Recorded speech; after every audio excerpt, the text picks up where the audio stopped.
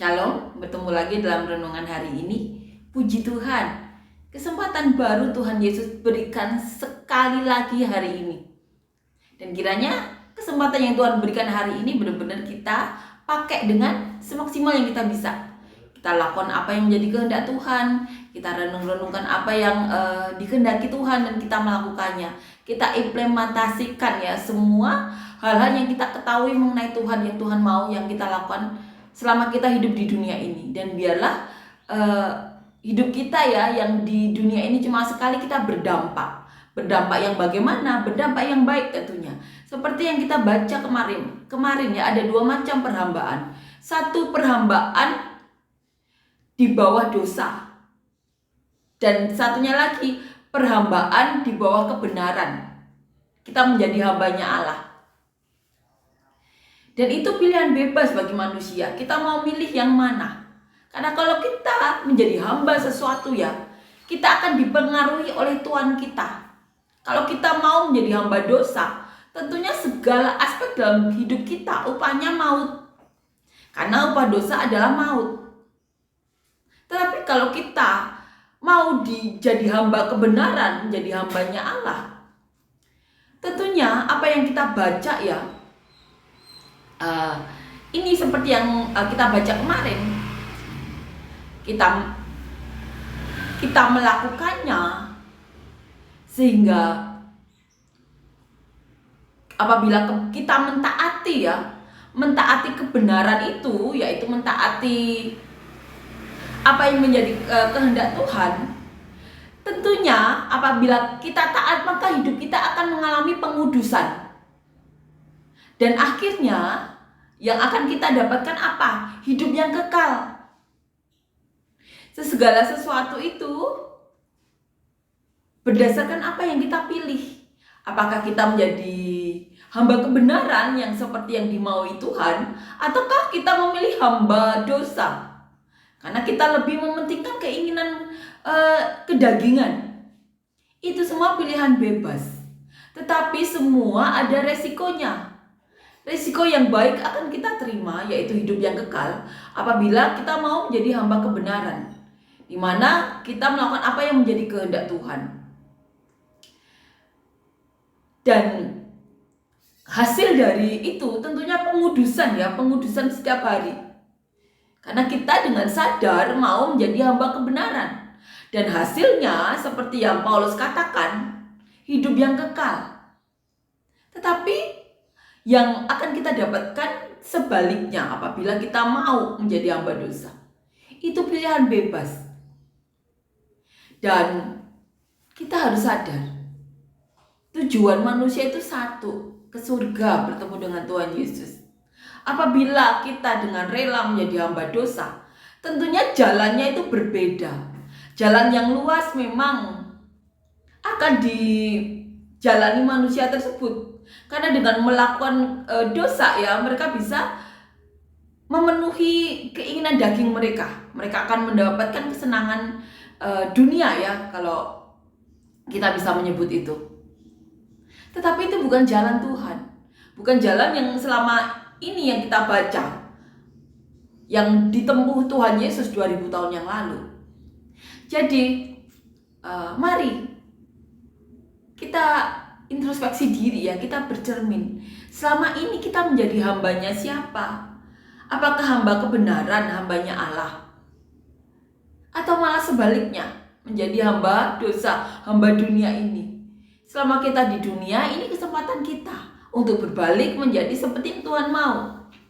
Mari kita renungkan. Alkitab ini menjadi cermin bagi kita. Selama ini kita ada di pihak mana? Amin ya, karena semua ada resikonya. Menjadi hamba kebenaran jalannya lebih sempit. Tetapi itu jalan yang menuju hidup yang kekal. Amin ya. Jangan biarkan penghakiman dari dunia atau dunia rohani atau dunia manapun ya. Karena di dunia sekuler pun juga banyak penghakiman. Itu menjauhkan kita dari kehendak Tuhan. Karena penghakiman itu Dimana kita tahu ya selama ini yang lebih banyak menghakimi itu orang-orang dunia kerohanian ya. Mereka mungkin mau memberitahu tapi cara mereka salah. Atau niat hati mereka memang salah pada awalnya. Tapi kita tidak bisa menjadikan alasan itu untuk kita pergi dari kehendak Tuhan. Kita harus mengumpulkan diri dengan orang-orang yang benar-benar tahu keberadaannya di dunia itu seperti apa seharusnya. Seharusnya seperti Tuhan Yesus, menyelamatkan bukan menghakimi. Amin ya. Pasti ada cara. Apabila kita dihakimi dengan begitu dahsyat, dengan begitu kerasnya, pasti ada cara yang Tuhan taruh di hati kita ya, di pikiran kita, di jiwa roh kita untuk bisa melakukan kehendak Tuhan. Apabila kita tidak diberi kesempatan oleh dunia. Yang terpenting itu pada akhirnya. Karena kita tahu pengharapan dalam Tuhan itu tidak akan pernah sia-sia. Apapun bisa dunia lakukan, bahkan hal-hal yang tidak pernah dibayangkan manusia atau bahkan dibayangkan oleh Tuhan.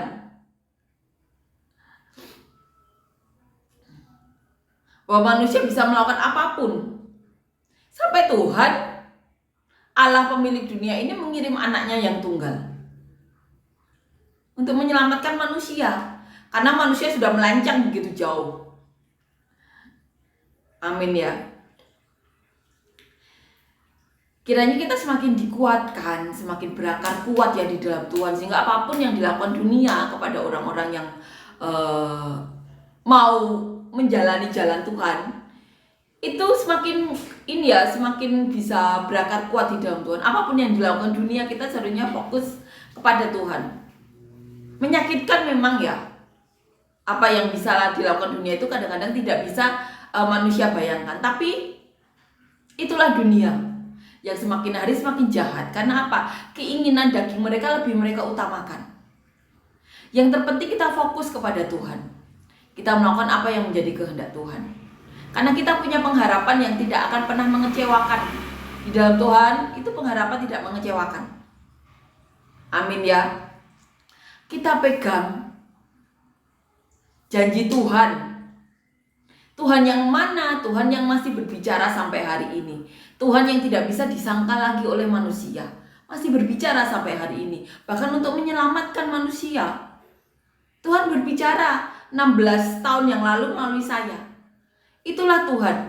Bahkan memakai orang yang menurut dunia kecil, tidak dipandang, seperti saya. Tapi Tuhan memakai. Bahkan menubuatkannya pun melalui 3 pendeta yang beda negara, beda benua. Itulah Tuhan Yesus kita. Kiranya kita bisa semakin berakar kuat ya di dalam Tuhan. Apapun yang dunia lakukan, kita pandang Tuhan kita. Manusia bisa mereka-rekakan apapun, tapi pada akhirnya Tuhanlah yang menentukan. Itu yang kita pegang. Manusia bisa memakai berbagai cara untuk menempati posisi tertinggi di dunia. Tetapi Allah kita adalah pemilik dunia ini. Amin ya, itu yang terpenting. Amin ya. Amin. Kita akan nyanyikan lagu yang pertama.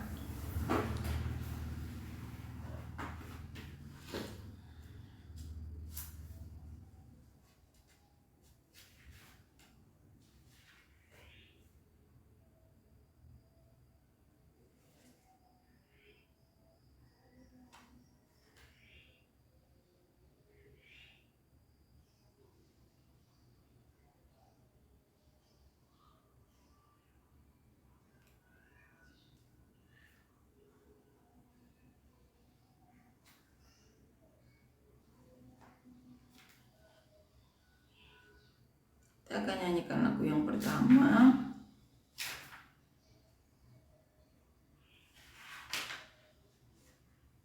Yang dulu tak ku mengerti, sekarang kau buat mengerti. Kau singgapkan mataku dengan kasih-Mu yang tak pernah ku pikirkan. Sungguh kau telah sediakan, kau curahkan berkat-Mu limpah dalam hidupku. Terima kasih Yesus. Terima kasih Yesus. Ku beri syukur hanya bagi-Mu, ya Allahku, ya Tuhanku. Terima kasih Yesus. Terima kasih Yesus. Ku beri syukur hanya bagi-Mu. Terima kasih Yesus. Amin ya. Amin. Kita akan lanjutkan ya membaca dan merenungkan ayat firman Tuhan. Kita ambil dari kitab Roma pasal yang ke-7 ayat 1 sampai 12. Judul perikopnya arti hukum Taurat. Apakah kamu tidak tahu, saudara-saudaraku, sebab aku berbicara kepada mereka yang mengetahui hukum, bahwa hukum berkuasa atas seseorang selama orang itu hidup? Sebab seorang istri terikat oleh hukum kepada suaminya selama suaminya itu hidup.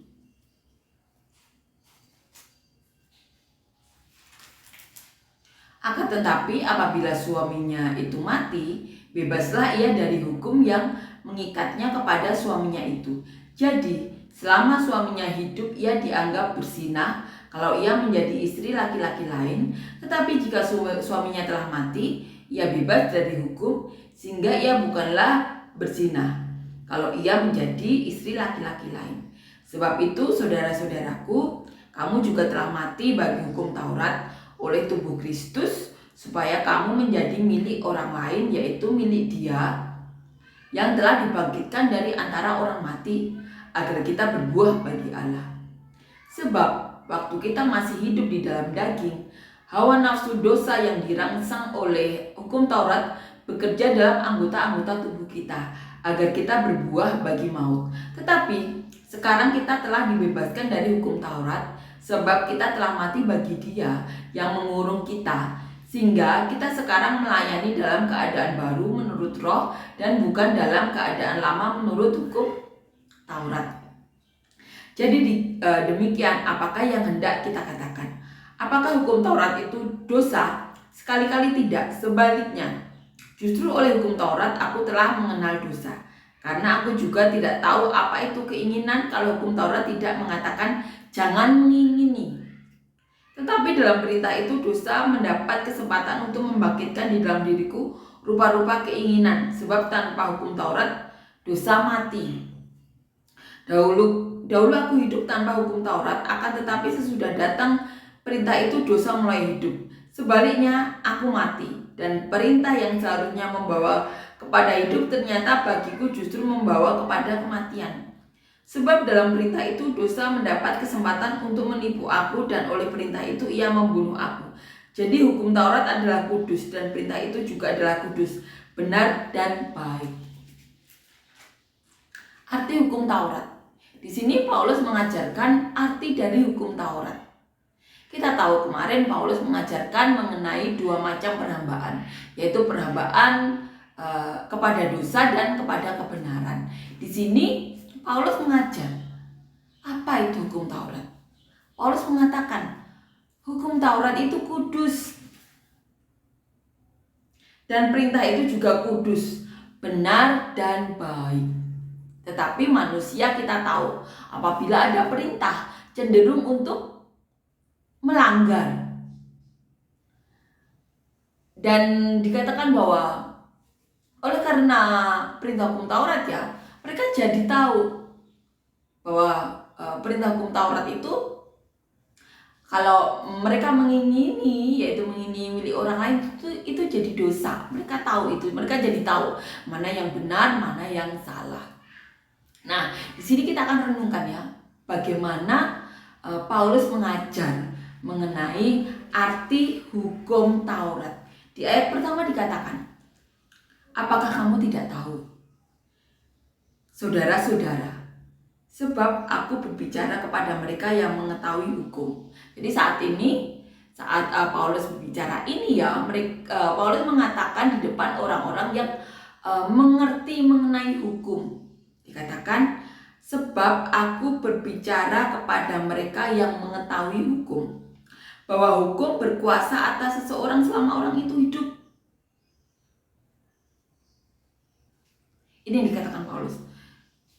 Apakah kamu tidak tahu, saudara-saudaraku, bahwa hukum berkuasa atas seseorang selama itu hidup? Ini pertanyaannya yang diajukan Paulus. Sebab seorang istri terikat oleh hukum kepada suaminya selama suaminya itu hidup. Akan tetapi apabila suaminya itu mati, bebaslah ia dari hukum yang mengikatnya kepada suaminya itu. Saat memberi pertanyaan ini ya mengenai bahwa hukum itu berkuasa atas seseorang selama orang itu hidup, Paulus memberikan perumpamaan ya, atau memberikan gambaran mengenai seorang istri yang terikat kepada hukum, bahwa dia harus taat ya, terikat kepada suaminya selama suaminya itu hidup. Tetapi apabila suaminya meninggal ya, Paulus mengatakan, bebaslah istri itu dari hukum yang mengikatnya selama suaminya itu hidup. Paulus memberi gambaran seperti itu, bahwa istri bisa menikah lagi kalau suaminya meninggal. Apabila tidak, itu namanya berzina ya.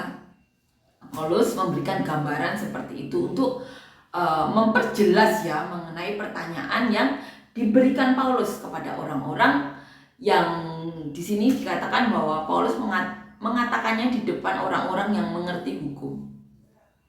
Dikatakan di ayat 3, jadi selama suaminya hidup, ia dianggap berzina. Jadi kalau istri ya berhubungan dengan lelaki lain saat masih bersuami dan suaminya itu hidup, itu berzina dan dosa ya pastinya. Kalau ia menjadi istri laki-laki lain, tetapi jika suaminya telah mati, ia bebas dari hukum, sehingga ia bukanlah berzina kalau ia menjadi istri laki-laki lain. Sebab itu, saudara-saudaraku, kamu juga telah mati bagi hukum Taurat oleh tubuh Kristus. Ini yang dikatakan Paulus, bahwa kita telah mati oleh hukum Taurat,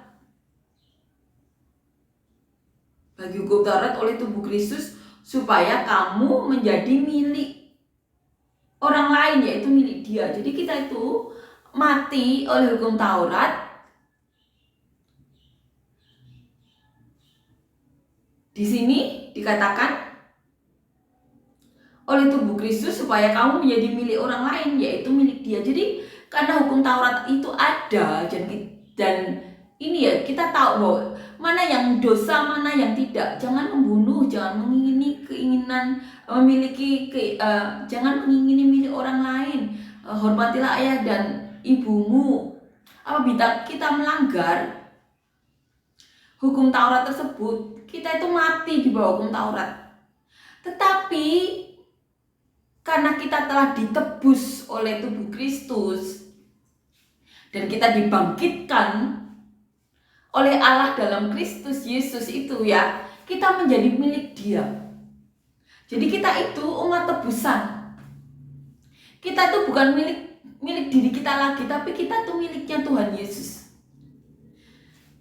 Hukum itu memang membuat kita tahu mana yang berdosa, mana yang tidak. Seperti kita gambarkan ya, saat belum ada hukum Taurat, di sisi dunia lain ya, kita tahu kanibalisme ada ribuan tahun yang lalu, dan mereka tidak tahu itu berdosa. Tetapi sekarang setelah ada hukum Taurat dan membunuh itu berdosa, mengingini keinginan orang lain itu juga berdosa. Kita tidak menghormati orang tua itu juga berdosa. Kita menyembah Allah lain itu berdosa. Kita telah mati di bawah hukum Taurat tersebut. Karena apa? Karena upah dosa itu kan maut. Jadi kita itu telah mati di bawah hukum Taurat. Tetapi oleh tubuh Kristus kita itu ditebus.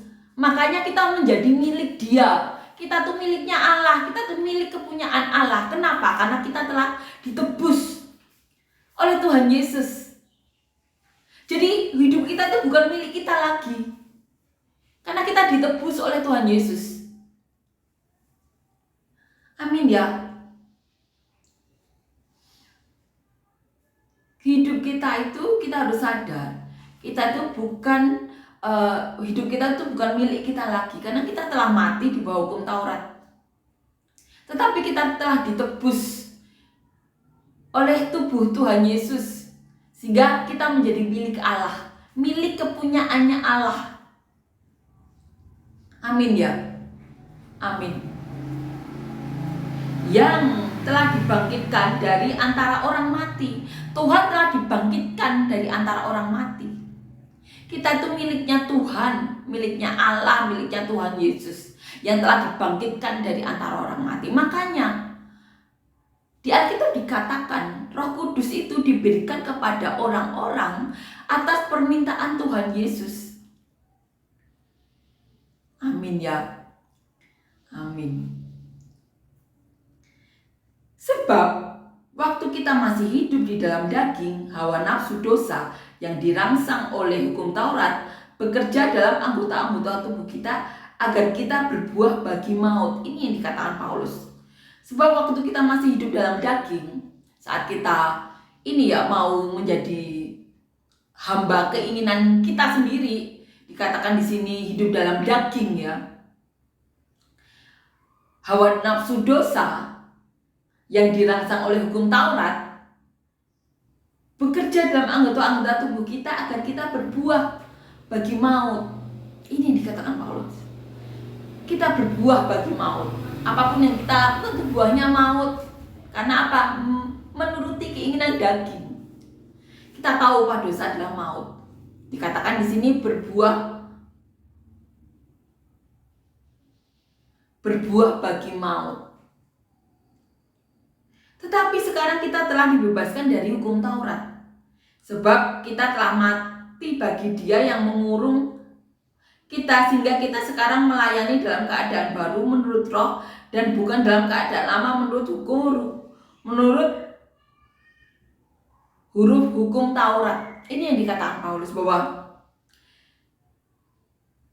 sekarang ini kita telah dibebaskan dari hukum Taurat. Taurat tidak menguasai diri kita lagi. Kita tidak di bawah hukum Taurat. Karena apa? Karena kita telah ditebus oleh Tuhan Yesus. Sebab kita telah mati bagi Dia yang mengurung kita. Jadi kita dikatakan kita telah mati bagi Dia, hurufnya kecil, bagi maut, bagi dosa itu yang mengurung kita. Jadi maut itu mengurung kita. Sehingga kita sekarang melayani dalam keadaan baru menurut roh. Nah, sekarang kita melayani Tuhan dalam keadaan baru menurut roh dan bukan dalam keadaan lama menurut huruf hukum Taurat. Amin ya. Amin. Kita sekarang melayani dalam keadaan baru menurut roh. Amin ya. Jika demikian, apakah yang hendak kita katakan? Apakah hukum Taurat itu dosa? Sekali-kali tidak. Sebaliknya, justru oleh hukum Taurat aku telah mengenal dosa. Karena aku juga tidak tahu apa itu keinginan. Kalau hukum Taurat tidak mengatakan jangan mengingini. Jadi, hukum Taurat itu membuat kita mengerti apa yang berdosa, apa yang tidak. Kita jadi mengerti ada keinginan yang dosa juga. Keinginan apa? Mengingini milik orang lain itu dosa. Kita jadi tahu. saat Adam dan Hawa ya diberi peringatan oleh Allah, jangan ini ya makan buah pengetahuan yang baik dan yang buruk. Akhirnya mereka makan. Mereka jadi tahu ya, mereka jadi malu saat telanjang. Mereka menutupi tubuhnya. Hal-hal seperti itu mereka jadi tahu.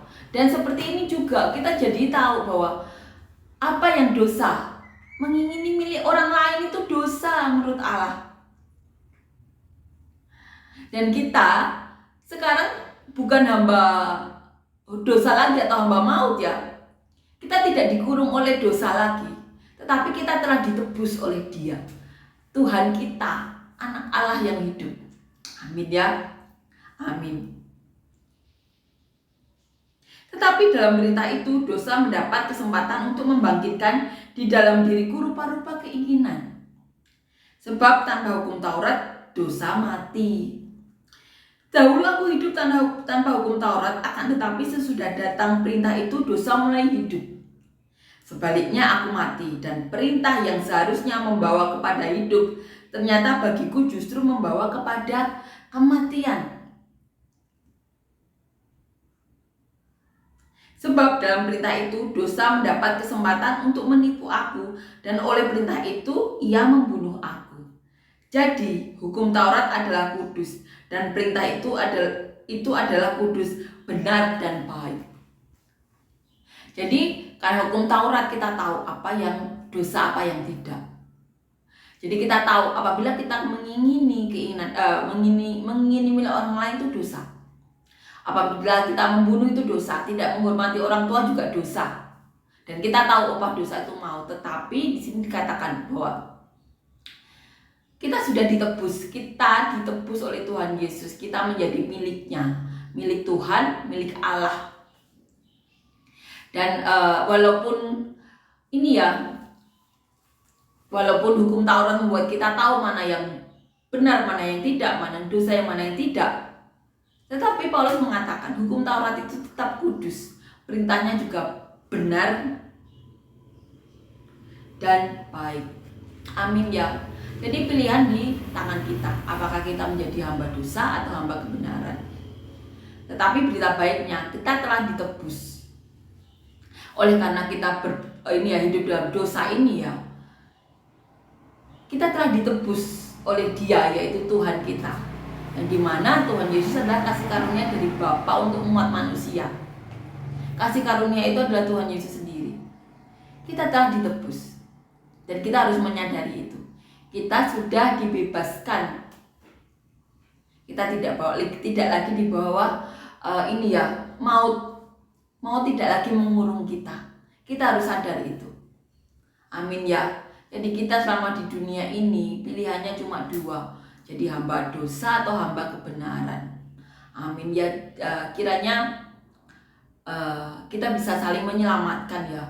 Apapun yang terjadi dalam hidup manusia, itu yang seringnya membawa manusia menjauh dari jalannya Tuhan. Tetapi di sini tugas kita untuk mengingatkan, untuk menceritakan isi dari kitab ini, yaitu kita bisa dikatakan berfirman ya, untuk mengucapkan firman-firman Allah, agar setiap orang tahu bahwa mereka itu berharga, mereka telah ditebus oleh Tuhan. Apapun yang manusia lakukan dengan menghakimi mereka, itu tetap salah di mata Tuhan. Jadi dengan memberitakan firman ini, kita tentunya berharap ya banyak orang yang mendengar bahwa mereka itu sudah ditebus, bahwa Tuhan itu datang untuk menyelamatkan. Jadi saat mereka dihakimi, yakinlah itu bukan dari Tuhan, walaupun bertitel pelayan Tuhan, karena Tuhan Yesus datang di dunia itu menyelamatkan, bukan menghakimi. Tuhan saja tidak menghakimi, apalagi manusia. Jadi jangan biarkan penghakiman dari manusia lain menjauhkan kita dari jalan Tuhan. Amin ya. Karena itu yang Tuhan mau. Karena dengan menjalani jalan Tuhan, kita tentunya melakukan apa yang menjadi kehendak Tuhan. Dan itu yang membawa pengudusan. Dan akibatnya adalah hidup yang kekal. Itu yang Paulus katakan. Amin ya. Amin. Kiranya kita semakin dikuatkan, semakin berakar kuat di dalam Tuhan. Para rasul, para murid ini telah melakukan bagiannya 2000 tahun yang lalu. Sekarang bagian kita untuk melakukan apa yang menjadi kehendak Tuhan. Kita contoh Tuhan Yesus, kita contoh para rasul dan para muridnya. Amin ya. Amin. Kita akan nyanyikan lagu yang kedua.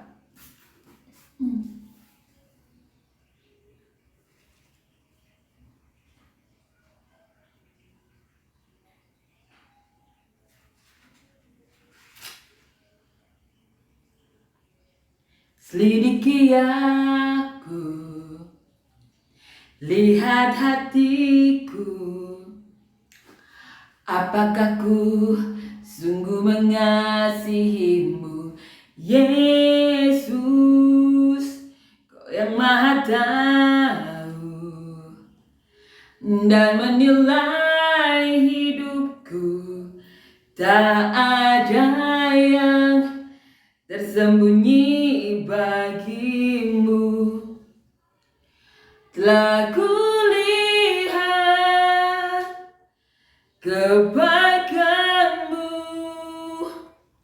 yang tak pernah habis di hidupku. Ku berjuang sampai akhirnya Kau dapati aku tetap setia. Amin ya. Puji Tuhan. Amin. Terima kasih Yesus untuk kasih karunia-Mu. Terima kasih untuk pengampunanmu. Terima kasih untuk karya penebusanmu. Terima kasih Kau benar-benar nyata berada dalam hidup kami. Kami berdoa Tuhan, siapapun yang menyaksikan ini, yang sakit Kau berikan kesembuhan, mujizat daripada-Mu. Apapun dalam tubuh kami semuanya yang bukan daripada-Mu, Kau angkat Tuhan. Dan kami juga berdoa untuk siapapun dari kami yang membutuhkan pekerjaan, yang usaha daripada-Mu, berikan pekerjaan usaha yang benar-benar daripada-Mu, yang benar-benar mendatangkan berkat. Dan biarlah nama-Mu yang dipermuliakan. Kami berdoa Tuhan untuk siapapun dalam hidup kami Yesus, dan orang-orang sekitar kami atau siapapun yang membutuhkan pasangan hidup, berikan kami semuanya pasangan hidup yang daripada-Mu. Takut Engkau, cinta Engkau yang dapat membawa kami, keluarga kami lebih dekat lagi kepada-Mu. Dan siapapun yang menyaksikan ini, yang mengalami persoalan, pergumulan hidup, masalah, tantangan hidup, kesesakan hidup, beri mereka kelegaan, jalan keluar, penyelesaian masalah, terobosan daripada-Mu, hujan berkat, solusi-solusi yang benar-benar daripada-Mu, hal-hal yang baik yang benar-benar daripada-Mu. Dan biarlah Kau berikan kami selalu kasih karunia-Mu, berkat surgawi, berkat duniawi. Biarlah nama-Mu yang dipermuliakan dalam hidup kami. Terima kasih Yesus, Kau benar-benar nyata, benar-benar ada. Dalam nama Tuhan Yesus, amin.